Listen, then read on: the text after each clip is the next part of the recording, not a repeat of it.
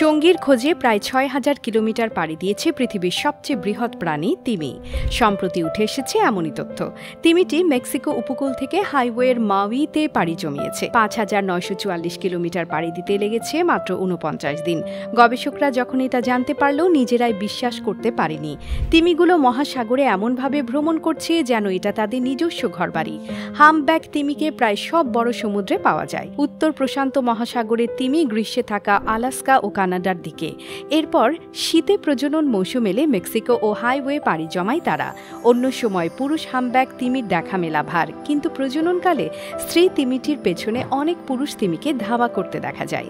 কারণ যখন একটি স্ত্রী তিমি কামোদ্দীপ্ত হয়ে ওঠে তখন সে পানিতে আঘাতের মাধ্যমে এক ধরনের শব্দ করে এবং পুরুষ তিমিকে সতর্ক করে। এই শব্দ এতই ছন্দের তালে হয় যে মনে হয় যেন তিমিটি গান করছে। তিমির বিশালতা ও শক্তিমত্ততার মতোই এদের গানও অনেক জোরালো। এছাড়াও পানিতে এক ধরনের গন্ধ ছড়িয়ে দিয়ে স্ত্রীটি পুরুষ তিমিটিকে তার অবস্থান সম্পর্কে জানান দেয়। সাথী পাওয়ার আশায় সেখানে গিয়ে তখন জমা হয় অসংখ্য পুরুষ তিমি। কতগুলো পুরুষ তিমি অত্যন্ত দ্রুত গতিতে ছুটে আসে একটিমাত্র স্ত্রী তিমির দিকে এবং স্ত্রীটিকে পাওয়ার জন্য। তখন আঘাতপ্রাপ্ত হয়ে এটি সেখান থেকে দ্রুত ছুটে পালাতে থাকে, আর তার পেছনে ছুটতে থাকে পুরুষ তিমিগুলোও। তারা স্ত্রীটিকে অনুসরণ করতে থাকে এবং উপরে নিচে ঢেউয়ের তালে তালে ওঠানামা করতে করতে ছুটতে থাকে। সে সময় পুরুষ তিমিগুলো একে অপরকে প্রচণ্ডভাবে ধাক্কা দেয়।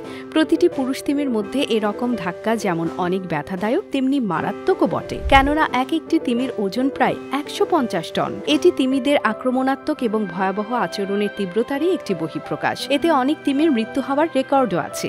তিমি সাধারণত প্রজননের সময় সুনির্দিষ্ট সঙ্গী বাছাই করে না। অনেক প্রজাতিতেই প্রতি মৌসুমে একটি স্ত্রী তিমির একাধিক সঙ্গী থাকে। জলজ পরিবেশে মা তিমি তার শিশুকে পেস্টের মতো দলা পাকানো দুধ পান করায়। এই দুধে প্রায় ৫০% ফ্যাট থাকে এবং শিশু তিমি প্রায় ৬ মাস বয়স পর্যন্ত এই দুধ পান করে। স্তন্যপায়ী প্রাণী তিমির লালন পালন করার সময়টি বেশ দীর্ঘ। অধিকাংশ প্রজাতিকেই ১ বছরের বেশি সময় ধরে মা তিমি শিশু তিমির পরিচর্যা করে। এই সময়টিতে মা ও শিশু তিমির মধ্যে ঘনিষ্ঠ বন্ধন গড়ে ওঠে। অধিকাংশ হামব্যাক তিমি তাদের গ্রীষ্মকালীন আহার মেটায় মরু অঞ্চলে। শীতকালীন সময়ে এরা হাজার হাজার মাইল পাড়ি দিয়ে উষ্ণতর অঞ্চলে গিয়ে পৌঁছায়। উষ্ণাঞ্চলে বাচ্চার জন্ম দেওয়ার সুবিধা হলো উষ্ণ পানিতে বাচ্চা তিমিগুলো সহজেই তাদের শরীরের তাপমাত্রায় টিকে থাকতে পারে। তাদের দৈহিক নড়াচড়ায়ও সুবিধা হয়। যদিও উষ্ণাঞ্চলে খাবারের প্রাপ্তি কম, তারপরও স্ত্রী তিমিগুলো মূলত বাচ্চা প্রসব করার জন্যই সেখানে যায়।